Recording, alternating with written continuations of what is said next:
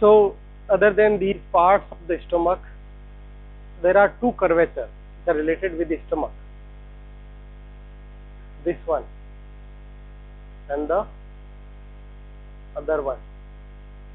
So this curvature is called as lesser curvature, called as,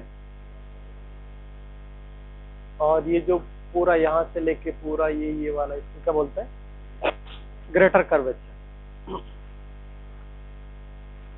so lesser curvature and greater curvature.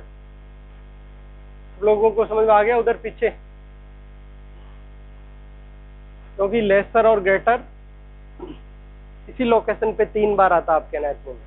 पूरा abdomen, आपको abdomen के करीब 15-20 lecture होंगे पूरे, ठीक है? उसमें एक एक ऑर्गन को डिटेल में आपको पढ़ाएंगे anatomy.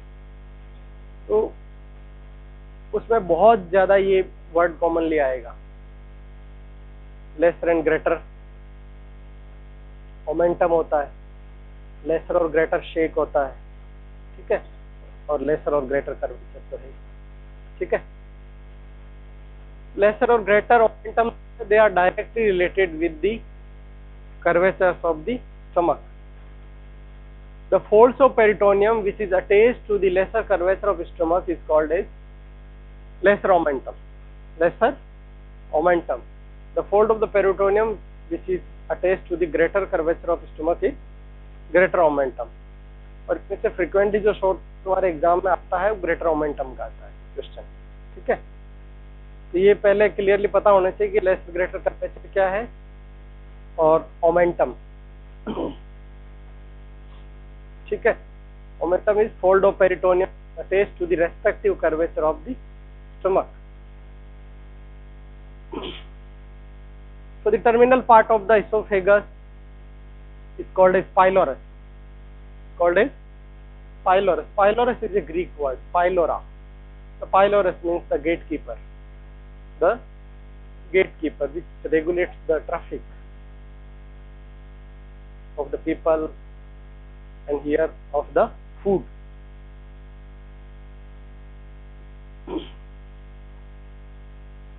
So there is a coordinated relaxation and contraction of the sphincter at the gastroesophageal junction and the pyloric sphincter. When one is relaxed, other one is contracted. Like when we ingest food, the pyloric sphincter gets contracted. This is relaxed so that the bolus of the food can move into the stomach.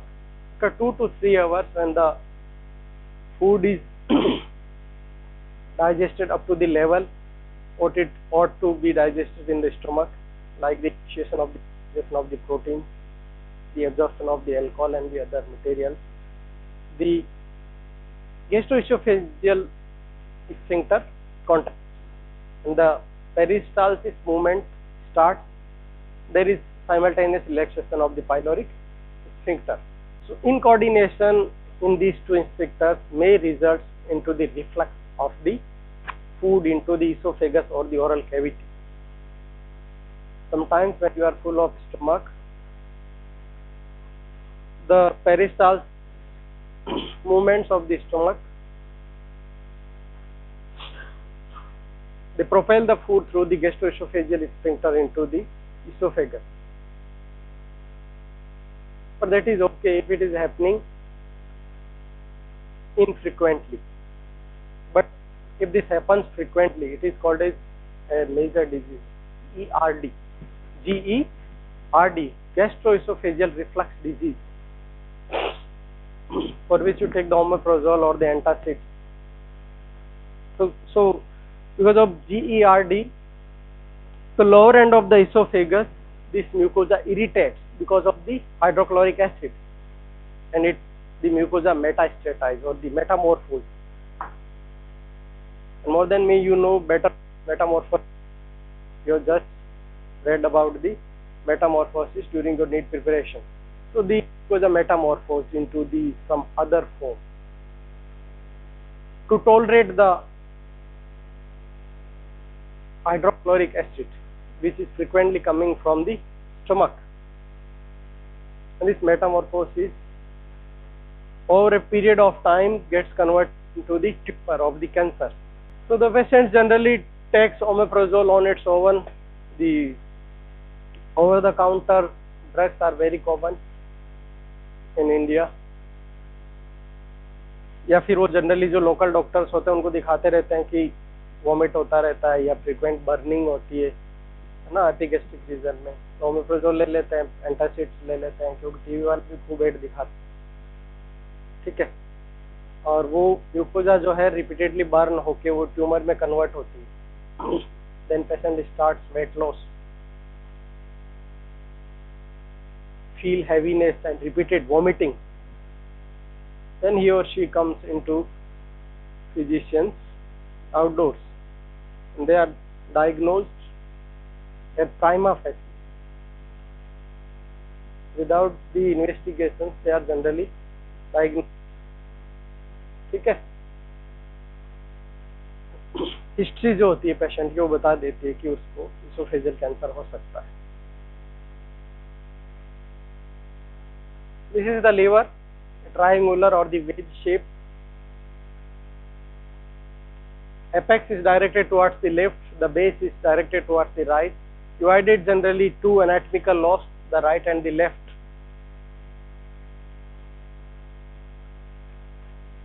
These dotted lines, they show the structures or the vessels which enters or exit the liver, like the hepatic artery, portal vein, hepatic duct.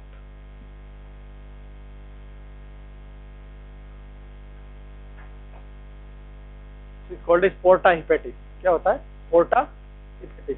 Porta means gate. Porta means gate. Porta is again a Greek which means gate. It to the hepatic means liver. So this. Then come to the duodenum. This is the duodenum. ये क्या है? Duodenum पूरा C से. ये जो यहाँ से लेके यहाँ तक ये क्या है? पूरा duodenum. So the concavity of this C-shaped duodenum is directed towards the left, which accommodates the head of the pancreas. Head of the pancreas. The body of the pancreas just behind the stomach, or it forms the bed of the stomach and extended up to the spleen. Extended up to the spleen. So pancreas is a fleshy or spongy mass,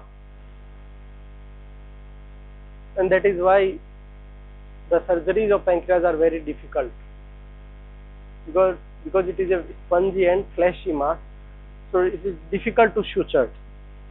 ठीक है, उसमें sutures लगाना difficult होता है pancreatic surgery में. Generally in case of acute और chronic pancreatitis they are life threatening condition. You have to remove, especially in acute pancreatitis, you have to remove the pancreas or the any other collection of the pancreatic fluid, because pancreatic fluid or pancreatic secretions are because they got in the lysis of the tissues around them. ठीक है, जो भी के आसपास tissues होंगे, चाहे mucosa के fault चाहे कोई भी हो, सबको डाइजेस्ट कर जाते हैं. बहुत इमरजेंसी है उसमें, हिमेटोमा या हेमरेज के चांसेस भी बहुत होते हैं एक्यूट पैंक्रियाटाइटिस में. So this is the duodenum. Duodenum में आपको पता है कि ओपन होती है बाइल डक्ट, आप लोग डक्ट्स और उसका अरेंजमेंट आप पढ़ चुके हैं उसमें, और डिटेल में भी जब आपको एक्स्ट्राबिलियरी सिस्टम पढ़ाएंगे तो उसमें डिटेल में पढ़ाएंगे. जैसे right and left hepatic duct होती है, लीवर से निकल के वो हेपेटिक डक्ट बनाती है. फिर उसमें गॉल ब्लैडर की जो डक्ट है वो ओपन होती है, सिस्टिक डक्ट. ठीक है, तो बाइल डक्ट बनती है. फिर बाइल डक्ट के अंदर आपकी पैंक्रेटिक डक्ट मिलती है, तो एक सीबीडी बनती है, कॉमन बाइल डक्ट. ठीक है. And the jejunum, the ilium. So duodenum, jejunum and ileum, they form the small intestine. Extend up to the cecum or the ileocecal junction. So from gastroduodenal junction up to the ileocecal junction, it is the small intestine. From ileocecal junction up to the anal canal, it is the large intestine. ठीक है, large intestine. So basic function of large intestine is not digestion. They absorb the water, extra electrolyte. So the large intestine is more in diameter, having more the what you call the cells, the goblet cells. They are more having more goblet cells which absorb or the secretes the mucus. Goblet cells क्या करती है? Mucus secrete करती है. इनमें villi नहीं होती large intestine के अंदर. जो म्यूकोजा के फॉल्ट्स जो होते हैं जिनको क्या कहते हैं? Plica semilunaris. The circular folds of the mucosa of the small intestine. When the large intestine, ascending colon, appendix, cecum, ascending colon, transverse colon, descending colon, sigmoid colon, rectum and the anal canal.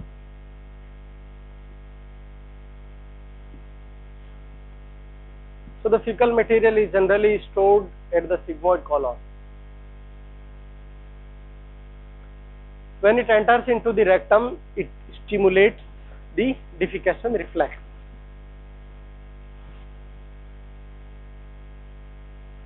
These are the three major salivary glands. Although there are more minor salivary glands, they are spread randomly under the mucosa of the tongue, cheeks and the palate. Major salivary glands are here: the parotid, submandibular and the sublingual. The parotid lies just anterior to the external ear, anterior and below to the external ear. The parotid gland. The submandibular gland is below and inside the mandible.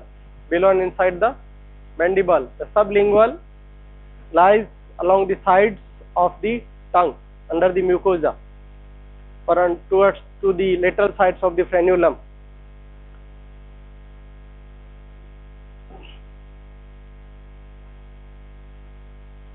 So liver is having right and left lobe. Other than right and left lobe, there are two lobes, the caudate and the quadrate. Caudate and the quadrate. Although they are anatomically studied as a part of right lobe of the liver. This is the anterior view. This is inferior view, or you can say the posterior inferior view. Posterior inferior view.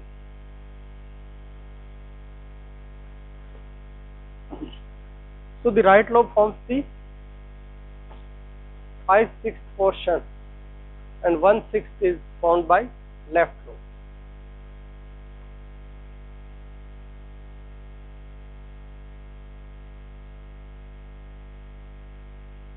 This is the porta hepatis. Look at the porta hepatis. The entry and exit site for various tubes into and out of the liver.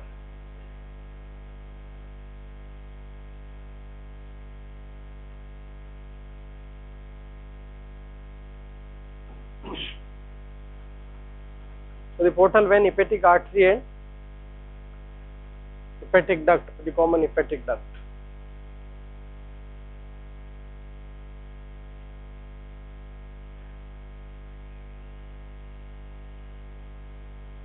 So here you can see formation of the CBD, common bile duct.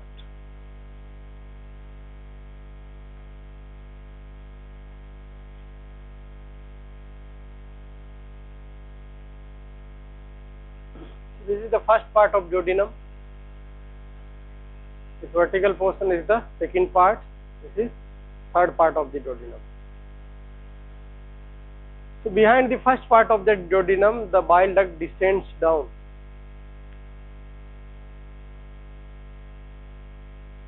Okay. So in case of ulcers, gastric ulcers, which are very common along the lesser curvature और the first part of the duodenum, वहाँ सबसे ज्यादा ulcers होते हैं. ठीक है. Time के साथ क्या होता है कि वो अल्सर जो है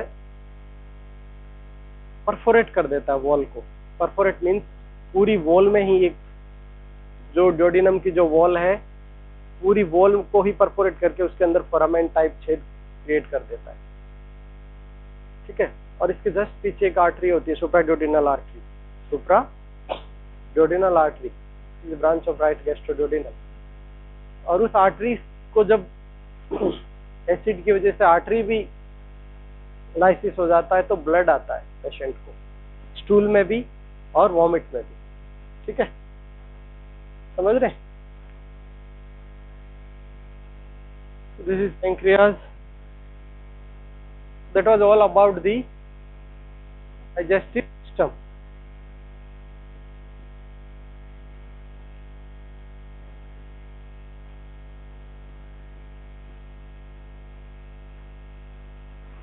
Lecture is not completed.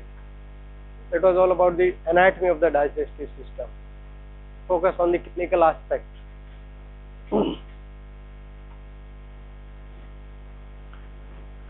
Clinical aspect हमने पहले तो डिस्कस कर लिए थे इसोफेगस के, स्टमक के, तो ठीक है। सलाइवरी ग्लैंड्स के क्या क्या होते हैं डिजीज, सलाइवरी ग्लैंड्स की डिजीज आप लोग कोई बता सकते हैं?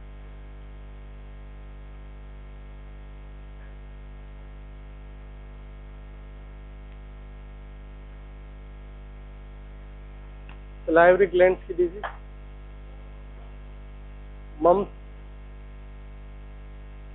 the viral infection of the parotid gland is called as mumps. The viral parotiditis, viral parotiditis. Itis for inflammation. Other than this, और क्या क्या होते हैं?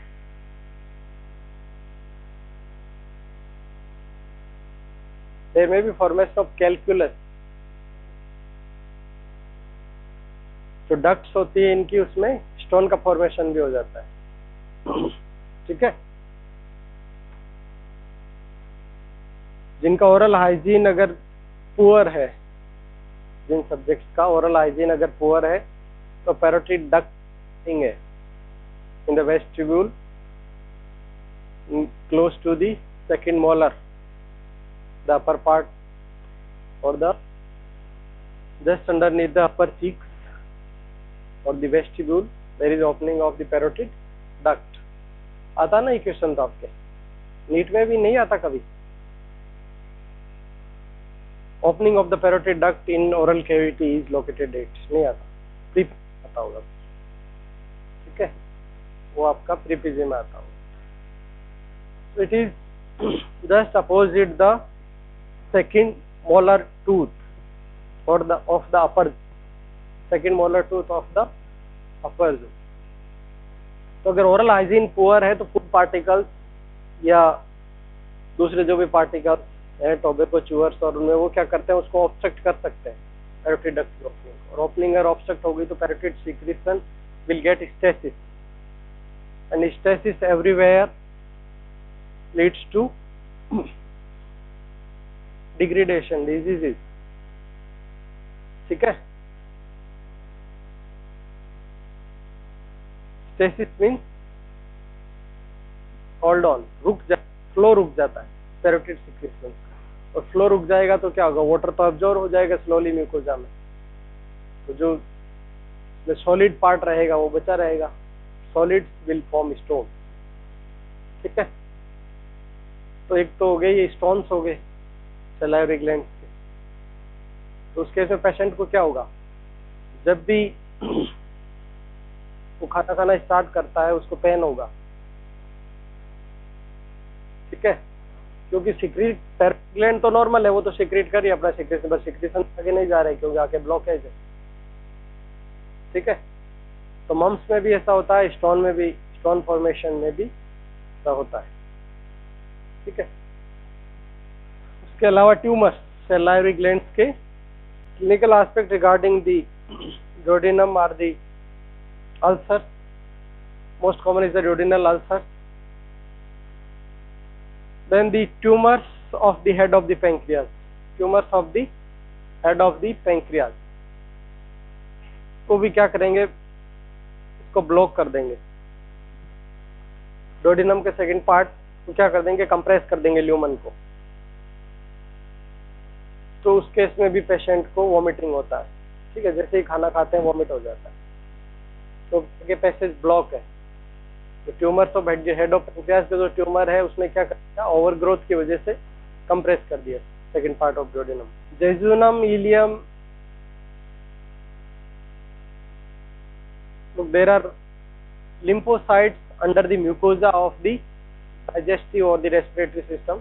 Lymphocytes are present, क्योंकि बहुत सारे माइक्रो ऑर्गेनिज्म जो होते हैं वो हम क्या हेल्प या इंजेस्ट कर जाते हैं, तो उनको जो फर्स्ट लाइन ऑफ डिफेंस होता है वो कहाँ से मिलता है, फर्स्ट जो म्यूकोजा के जस्ट सब म्यूकोजा के अंदर जो लिम्फो टिश्यू का कलेक्शन, ठीक है, लिम्फोसाइट्स का collection. So this collection is more prominent in case of ileum. lymphoid follicles ileum के केस में बहुत ज्यादा होती है, उनको क्या कहते हैं, पेयर्स पैचेस। क्या कहते हैं, पेयर्स पैचेस। लार्ज इंटेस्टाइन का जो क्लिनिकल एस्पेक्ट है,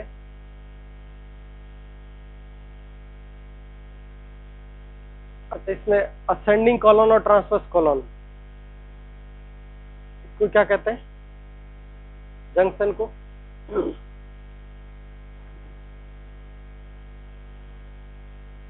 देखो फ्लेक्शन आपने पढ़ा था ना, इसका भी नाम फ्लेक्सर है, हिपेटिक फ्लेक्सर। क्या है, हिपेटिक फ्लेक्सर। फ्लेक्शन मीन्स दो पार्ट अगर पास में आ रहे हैं, ठीक है, जैसे दो बोन्स हैं, तो यहाँ पे भी इंटेस्टाइन के दो पार्ट है ना, ऐसा है तो ऐसा हो रहा है, ठीक है, रादर देन बीइंग स्ट्रेट। तो ये क्या है, hepatic flexor of the colon, क्योंकि ये लीवर के साइड में है। और यहाँ पे जो इसको स्प्लेनिक फ्लेक्सर बोलते हैं, क्या बोलते हैं, splenic flexor, FLEXURE flexor, splenic flexor of the colon. इसके अलावा एक टर्म है मिजेंट्री। क्या है, मिजेंट्री। देखो ये जो इंटेस्टाइन तुम लोग देख रहे हो, ये ऐसा नहीं है कि पूरा इस तरह से फ्लोर ऑफ एब्डोमेन पे है, टच हो रखा है, या फिर एंटेरोब्डोमिनल वॉल के ऊपर गिरी हुई है। ये पोस्टीरियर एब्डोमिनल वॉल से हैंग है। क्या है, पोस्टीरियर एब्डोमिनल वॉल से हैंग रहती है इंटेस्टाइन। और जो म्यूकोजा का फोल्ड जो इसको हैंग रखता है उसको हम कहते हैं मिजेंट्री। क्या कहते हैं, मिजेंट्री, ठीक है। उसी मिजेंट्री के थ्रू या फोल्ड ऑफ म्यूकोजा जो डबल लेयर्ड है, उसी के थ्रू ब्लड एंटर करती है इंटेस्टाइन के अंदर। तो सिमिलर टू मिजेंट्री, कॉलोन के अंदर क्या होगा, कॉलोन को जो फोल्ड ऑफ म्यूकोजा होल्ड कर रहा है और हैंग कर रहा है पोस्टीरियर एब्डोमिनल से अटैच कर रहा है, उसको क्या बोलते हैं, मीजोकॉलोन। क्या बोलते हैं, मीजोकॉलोन। तो सिग्मोइड मीजोकॉलोन, ट्रांसवर्स मीजोकॉलोन। जनरली अल्सरेशन यहाँ नहीं होता है, यहाँ पे स्पेशली जो टाइफाइड के केस में, टाइफाइड के केस में क्या होता है, जो लिम्फोइड फोलिकल्स होता है ना इंटेस्टाइन के, they are inflamed in case of the infection of the Salmonella typhi.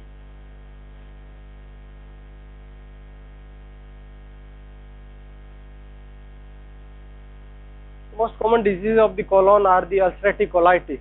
Ulcerative colitis in case of adults,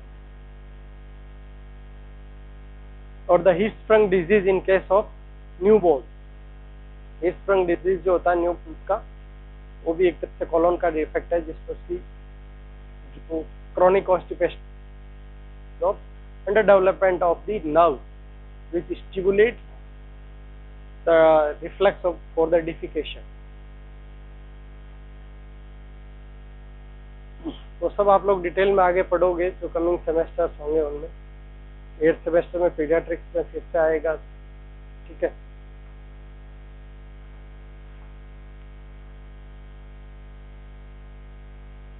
rectum और एनल कैनाल। रेक्टल इनकॉन्टिनेंस हो सकता है, there is involuntary passage of thicker in case of that is called as rectal incontinence. Anal canal के case में herpes anal fissure, जो common disease that is haemorrhoids. Haemorrhoids are nothing, जो veins होती है उनके लोअर एंड्स क्या होते हैं, डायलेट जाते हैं, and if they rupture these dilated lower ends, if they get ruptured, they bleed, and that is known as hemorrhoids or the piles. Common diseases of the liver are the hepatitis. It may be viral hepatitis, chemical induced by the alcohol. The terminal stage of the alcoholic hepatitis is known as cirrhosis of the liver. क्या कहते हैं, cirrhosis of the liver. उसमें क्या होता है कि जो liver का जो पेरेन्काइम, बेसिक पेरेन्काइम, जो बेसिक टिश्यू है, जो हेपेटोसाइट्स है, they are replaced with the collagen fibres. So there is fibrosis of the liver, the functions of the liver are compromised. So other than the viral hepatitis and the cirrhosis, liver cancers, although they are very rare, there are abscess, formation of abscess. Abscess is collection of pus anywhere in the body is called as abscess. अगर पस collect होता है तो उसको क्या कहते हैं, abscess. तो एब्सेस हेपेटिक एब्सेस हो सकता है, कहीं पे भी हो सकता है एब्सेस फॉर दैट मैटर.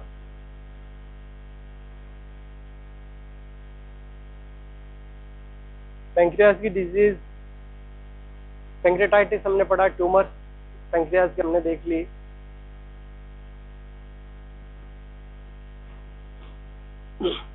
जिसको हम टाइप 1 डायबिटीज कहते हैं, ऑटो इम्यून डायबिटीज.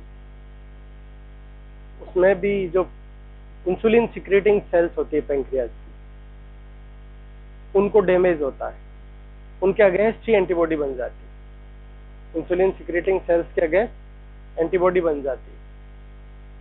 तो 11 to 20 ईयर का जो एज ग्रुप है, उसमें अगर डायबिटीज आ रहा है, टाइप 1 डायबिटीज, उस केस में क्या होता है कि इंसुलिन सिक्रेटिंग सेल्स के अगेंस्ट एंटीबॉडी बना लेती है body. So type 1 diabetes is actually an autoimmune disease. तो इंसुलिन का सिक्रीशन ही कम हो जाता है, तो उसको मैनेज करना थोड़ा बेटर रहता है. आप बाद से इंसुलिन दे देंगे तो काम चल जाएगा. But type 2 diabetes which generally occurs after 40 years of age, उसमें क्या इंसुलिन तो ऑलरेडी बॉडी में बन रहा है, बट जो बॉडी सेल्स है वो इंसुलिन को उसको रेस्पॉन्ड नहीं करती, बात नहीं सुनती. ठीक है, समझ रहे हैं, उसकी नहीं सुनती, तो इंसुलिन ज्यादा देते हैं ताकि तो सुने. जैसे डिसेक्शनल में एक टीचर हो तो तुम लोग नहीं सुनते हो ना, बहुत सारे आ जाते चारों तरफ, तो फिर तुम्हें लगता है कि यार कब तक की नजर में ताई जाएंगे. नहीं तो इधर से निकला, उधर से टीचर जैसे ही निकल गए फिर बात शुरू. इन टाइप 2 डायबिटीज के केस में क्या होता है कि उसमें भी इंसुलिन हम इसलिए देते हैं कि रेजिस्टेंस को ओवरकम कर सके. जो बॉडी सेल्स होती है, इंसुलिन का फंक्शन क्या होता है कि बॉडी सेल्स को बार बार कहता है कि इंटेक द ग्लूकोज, ग्लूकोज को ब्लड से आप अपने साइटोप्लाज्म में खींचो. ये इंसुलिन का फंक्शन है. वो सेल्स को रेजिस्ट करती है, इसलिए हम बाद से और इंसुलिन देते हैं. बट फिर भी टाइप 2 में थोड़ा मैनेज करने के लिए मुश्किल होता है, टाइप 1 में बहुत ईजी. और कोई डिजीज जो आप लोगों के दिमाग में आ रही हो पूछ सकते हैं डाइजेस्टिव सिस्टम से related. Hernia is basically defect of the entry abdominal wall. क्या है, एंट्री एब्डोमिनल का कोई डिफेक्ट है. ये डेवलपमेंटल भी हो सकता है और एक्वायर्ड भी हो सकता है. डेवलपमेंटल या congenital means since birth. Structural defect during development, कोई वीकनेस रह गई. And hernia anywhere in body is defined as the outpouching of the contents of a particular tissue or the organ or the system when they come out from their covering. So hernia ऐसा नहीं है कि सिर्फ यहीं पे होता है abdomen में. हर्निया ब्रेन का भी है, हर्निया डायफ्रामेटिक हर्नियाज भी होते हैं. ठीक है, बहुत सारे हर्निया है बॉडी में. तो हर्निया का जो एक कॉमन डेफिनेशन है, that is outpouching of the content of a tissue, organ और the system through its covering. जैसे स्पाइनल कॉर्ड की अगर आउट पाउचिंग हो रही है, वो जो वर्टिब्रल कैनाल है, बोनी वर्टिब्रल कैनाल, उससे बाहर स्पाइनल कॉर्ड अगर आ रही है तो उसको माइलोसील कहते हैं, है ना. It is also hernia of the spinal cord. Tentorial herniation or the tonsillar herniation, which is the cause of death in case of raised intracranial pressure. जो हेड इंजरी के पेशेंट्स होते हैं आईसीयू में, जनरली उनमें क्या होता है, intracranial pressure बढ़ जाता है क्योंकि हेमरेज कंटिन्यू है और ब्लड वापस सर्कुलेशन में जा नहीं रहा है. और क्रेनियम की तो एक फिक्स कैपेसिटी, क्रेनियम की एक फिक्स कैपेसिटी, क्रेनियल कैविटी, उससे ज्यादा वो अकोमोडेट नहीं कर पाती. तो उस केस में क्या होता है, इंट्राक्रेनियल प्रेशर बढ़ने लगता है. तो जो structure which are close to the foramen magnum, जो फोरामेन मैग्नम के क्लोज में, उनको पहले हर्निएशन होता है उनका, मीन्स फोरामेन मैग्नम से बाहर आने की कोशिश करती है वो structure. And one of them is the tonsils of the cerebellum. Tonsils of the cerebellum, that is called as tonsillar herniation. और वो टॉन्सिल, सेरिबेलम के जो टॉन्सिल्स होते हैं वो कंप्रेस करते हैं फिर मेडुला को. मेडुला में आपके सेंटर्स होते हैं, वेजोमोटर, कार्डियक हार्ट रेट और रेस्पिरेटरी रेट को रेगुलेट करने वाले, ठीक है. वो कंप्रेस हो जाएंगे तो पेशेंट की डेथ हो जाती है. तो दैट इज ऑल्सो हर्निएशन.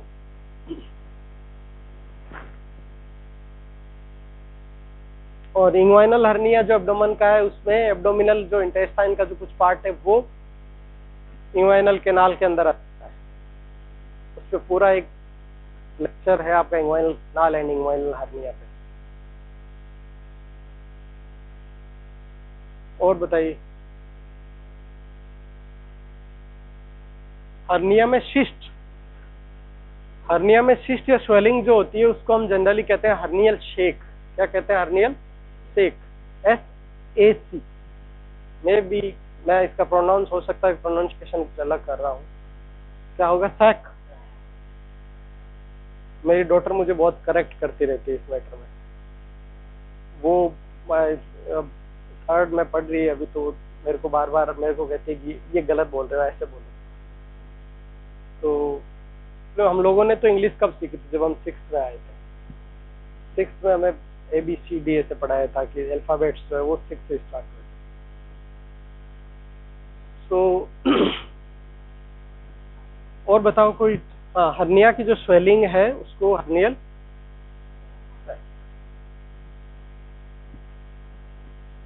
बताओ वो भी आपके दिमाग में आ रहा है.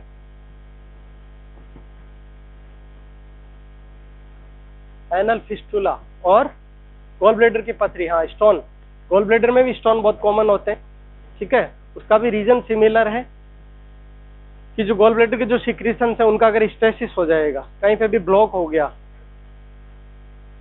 स्टोन्स जनरली कब बनते हैं, जो भी फ्लूइड है उसके अंदर अगर सॉलिड मटेरियल बढ़ गया, जैसे कि कैल्शियम, डाइट में कैल्शियम ज्यादा है, या पेशेंट की बॉडी प्रोपेंसिटी है, उसकी टेंडेंसी है बॉडी में कि वो कैल्शियम को डिपॉजिट कर रही है फ्रिक्वेंटली, तो उन लोगों में स्टोन्स या पथरी बार बार बनती, ठीक है.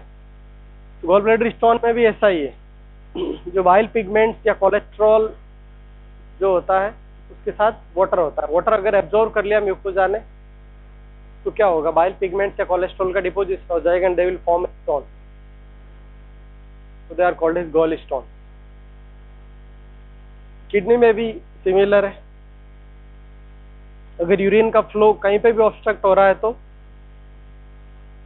जो उससे पहले का जो प्रोक्सिमल स्पेस है या जो पैसेज है उसमें क्या होगा, stone formation. Any other query. Jaundice, jaundice जो है उसका रिजल्ट है ब्लॉकेज का.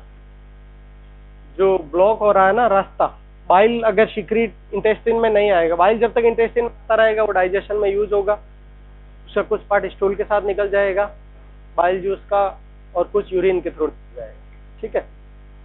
बट अगर उसका ब्लॉक हो गया तो क्या वो ब्लड में शो करेगा, वो क्या आएगा फिर ब्लड में आएगा, ठीक है. क्योंकि वो उसका जो नॉर्मल ट्रैक्ट है इंटेस्टाइन के थ्रू निकलने का, बाइल जूस का, वो नहीं निकल पा रहा, तो क्या होगा, वो ब्लड में रिफ्लेक्ट होगा. ब्लड में रिफ्लेक्ट होगा बॉडी में हर जगह डिस्कलरेशन, स्किन का, स्क्लेरा का, ठीक है, समझ गए, नेल्स का, सब येलोइश हो जाएंगे. देखो, dysentery is a type of diarrhoea having blood. Dysentery में ब्लड होता है, ठीक है, स्टूल के अंदर ब्लड आ रहा है, it is called as dysentery.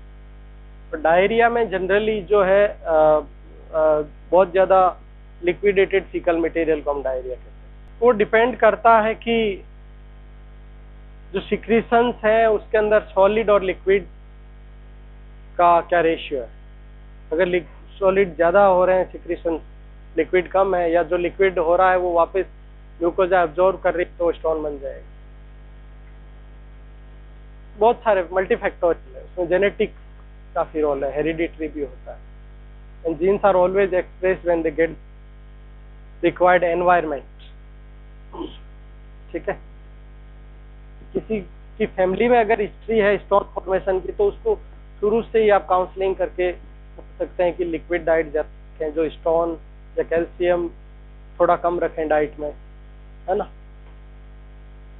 तो उससे क्या है कि ये जीन्स तो है, बट आप उनका एनवायरनमेंट को चेंज कर सकते हैं एक्सप्रेशन के लिए। जब चाहिए, अगर आपने वो एनवायरनमेंट नहीं दिया तो चांसेस कम हो जाएंगे।